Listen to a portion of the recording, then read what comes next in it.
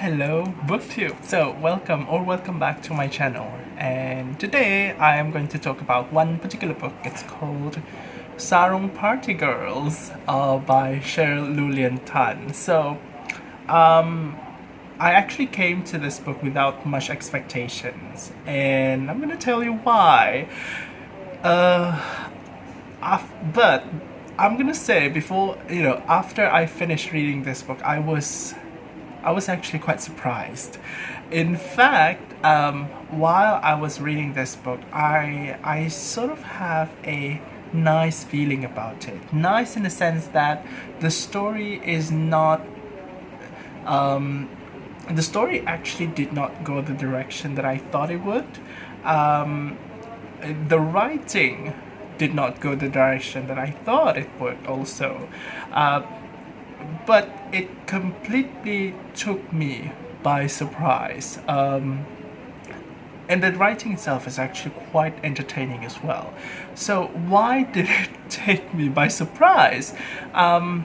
It all came down to the description at the back of this book, and I feel that this book has unfortunately been marketed like really wrongly. I think this book was represented really badly. Unfortunately, it really missed out on the core of this book, and I think that's really unfortunate because I think this book should go to the right reader, but because of what it says at the back, I think the wrong readers picked up this book and sort of gave it like bad reviews, bad comments, while readers that I think would very likely appreciate something like this did not end up having this book in their hands because of how this book is sort of shown to the public. So let me just read what it says at the back here. A sensational and utterly engaging novel about a young woman's rise in the glitzy, moneyed city of Singapore, where old traditions clash with modern materialism. It's very short, but I think that sort of encapsulates how this book was sort of intended to be shown to the public. And I think that really clashes with what it really is inside, because from this description, and the sort of the short synopsis of the book also has a similar tone. I'm not going to read the whole thing because it's really long, but from this description, it seems that this book's it is promising something about something that relates to an aspirational story about a young woman in a city. So that's the part where it gets really wrong. This story is not aspirational. I mean, it doesn't say anything about aspirational, but it uses words such as a young woman's rise in the glitzy moneyed city of Singapore. So I think that is really inaccurate. There is no rise in this book. There may be, you can argue that there could be some kind of rise in terms of character development, but in a more general sense, I would say this book isn't exactly something that you would consider to be an aspirational or inspirational or anything like that. So, what is this book really about? So, Sarong Party Girls is about this woman whose name is Jaslyn Lim, short Jazzy, as she's known by her friends in this book. So, Jaslyn Lim, she is shown to be a 26, if I'm not mistaken, 26-year-old young woman who is who has a particular goal in mind. She wants to find a white husband so that she's able to climb the social levels in Singapore. She comes from a middle-class family. She still lives with her parents, and she works as the assistant to an executive in a newspaper or publishing company. and her life is just sort of boring, with the exception of because of her goals. She would go to various clubs, preferably elite clubs that are also frequented by white guys, white expatriates, in order to hook up with them and to find a potential partner, so that hopefully she'll be able to marry one of those men and have a mixed-blooded child, a mixed white and Asian child with them, whom she termed as the Chanel baby. So already you can see that there is a lot of red flags with this particular character, and I don't think that a book that is roughly about 300 pages is sufficient to write an aspirational, inspirational story, a good one, about a character that is heavily flawed, such as Jazzy. So we know that Jazzy is such a racist person. She is also very classist.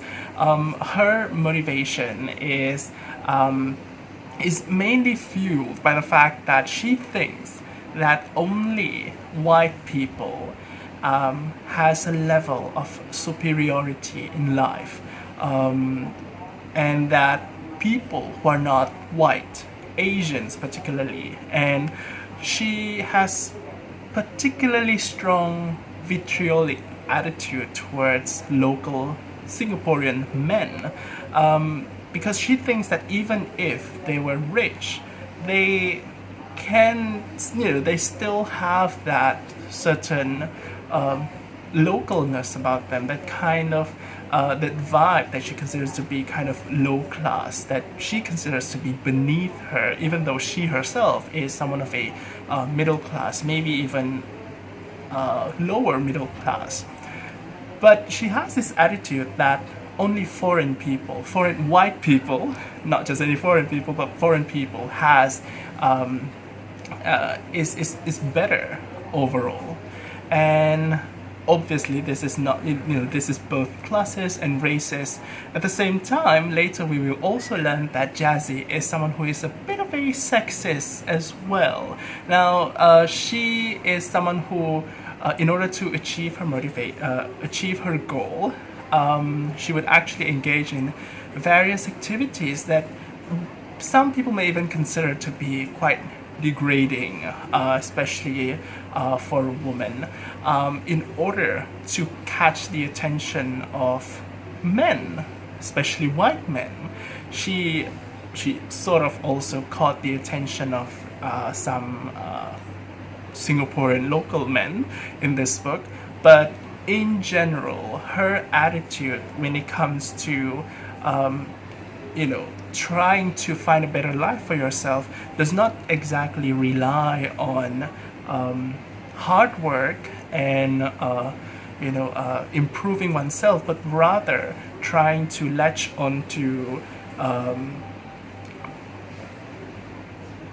the privilege that is already present with other people, and to associate yourself with that instead. So basically, she's kind of like taking the advantage of the kind of like the prejudice that's already in the system, and just take the easier way out in order to elevate her social status.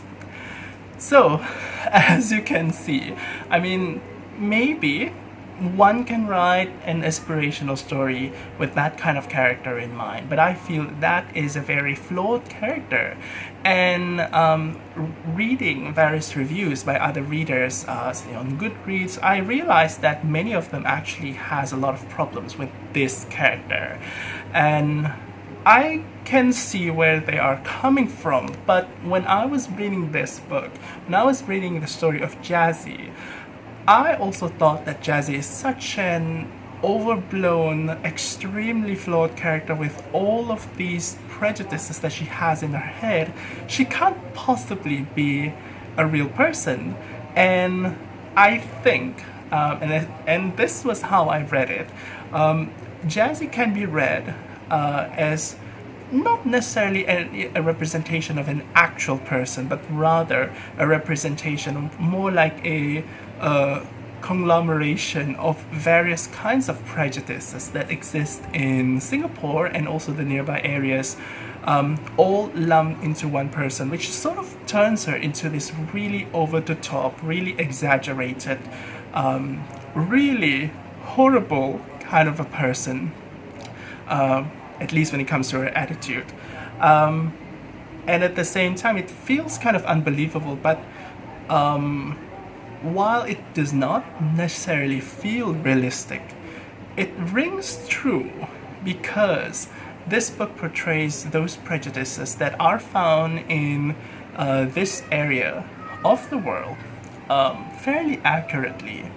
And when we talk about things like sexism or racism, it's not always the same everywhere. Like, racism in America is different than racism in Asia. And even within Asia, racism in different countries are different. So we have different flavors of racism. And I feel that it is very important to have like accurate or even very nuanced portrayals of racism, or sexism, or whatever prejudice that can be found in the world, based on the lens where they are coming from, where they are rooted in, because different places have different histories, and thus, those histories would definitely affect the prejudice that arise from it. And basically, in Singapore and also, I would say the racism, the sexism here, the classism that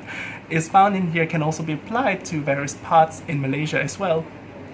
It is very much related to the colonial history of our region. And so I think that the way it is written here, the way it is portrayed, is quite on point. It's just that all of those things are lumped into one character that sort of makes that character feels over the top. But I like over the top writing, so maybe that's why maybe that's why this book fits my taste. For those of readers who are looking for something that feels a little bit more, having a nice romantic happy ending, because it seems like this book is marketed towards romance readers or even chick lit readers. I'm not using chick lit as a pejorative term, by the way. I think it is a legit kind of a genre. Although I would say the term may be considered as somewhat unfavorable by some people, but this book is probably geared towards those demographics, but I can see why they would find this book to be hard to read or not exactly fit to the taste. But because this book really does not fit to the taste of that demographics, I would say this book fit more to the taste of those who are looking for something that is slapstick, something that is a bit surreal. People who want something that is wildly satirical, very ridiculous kind of writing, but at the same time presents a particular value in regards to the setting where the story is set in, because I feel that these prejudices are presented in such a nice way. Not just the main character who is problematic, the side characters can be quite sleazy as well, not just the men but also the women. And when it comes to the men, not just the local men, local Singaporean men, the expat characters, the white characters are also kind of terrible in their own way. So everyone is terrible, nearly everyone is terrible in this book. So yeah, I don't think that this is something that you would want to read if you want to read something that is very pleasant and cheery and sweet. That's my main grievance about how this book is presented, and I hope that if you are looking for something that is you know, it's something that is very satirical. Maybe you would like to try this book. Yeah, and also another thing that I just want to highlight is that the entire book is written in Singlish, which is kind of like a patois in Singapore, and I think that also works really well for me because for one thing, it really lends this like really realistic and extremely vivid picture of who Jazzy as a person is. But at the same time, on closer reading, the choice of using Singlish also kind of elevates a certain kind of irony in the characterization of Jazzy. It's kind of hilarious when you think about it because even nowadays, you know, in Malaysia we use Manglish, in Singapore it's Singlish. These patois are not considered as standard English, and I don't think it only applies to our region. In other places around the world as well, local vernaculars tend to be looked down on. They tend to occupy the lower levels, lower status compared to the so-called standard English, which is considered to be like the golden standard that everyone should strive for. And you know, as expected, you can see there's sort of hints of classism in here as well. And so it is sort of ironic that Jazzy narrates her story with her motivation in mind, with her goal in mind, with some kind of a patois. So I like that. It's really interesting. I can't comment on the accuracy of the Singlish because I don't live in Singapore, but I think the flavor is really nice. I really love it. It's funny, but it's not like cheery, sweet kind of funny. It's more like a dark comedy kind of a funny. At the end of the day, this book is actually quite depressing. It is quite bleak. This is a book that really satirizes the kind of like the dark reality of various kinds of prejudice that exists in this region. And if a reader intends to read this book in order to sort of like educate themselves on, say, Singaporean culture, I would sort of want to add a little bit of warning because if you read this book, do not expect that this book shows you what Singapore really is, because this book shows you the you know, all these sleazy characters, all these problematic characters, and I can safely assure you that Singapore isn't like that. So yeah, in terms of trying to educate yourself on modern Singaporean society, maybe this book is not the most correct book. You have to read it critically. But I would say this book does show you kind of like what kind of flavors the racism and sexism and the classism that exists in our region, our part of the world. That part, I think, is on point, but still it is kind of overblown. So yeah, just a little bit of caveat if you want to sort of like get to know Singapore better. Anyway, I guess that's all I want to talk about this book. I think this one was a really wonderful read for me, and yeah, this is something that deserves a much more critical reading. And if you're interested, feel free to read this book. I noticed that the rating on Goodreads is kind of low, and I can understand why, but I think it's just the marketing's fault. Seriously. And yeah, highly recommend I give this 5 stars. So I'll see you again in a different video. So until then, take care, thanks for watching, and bye.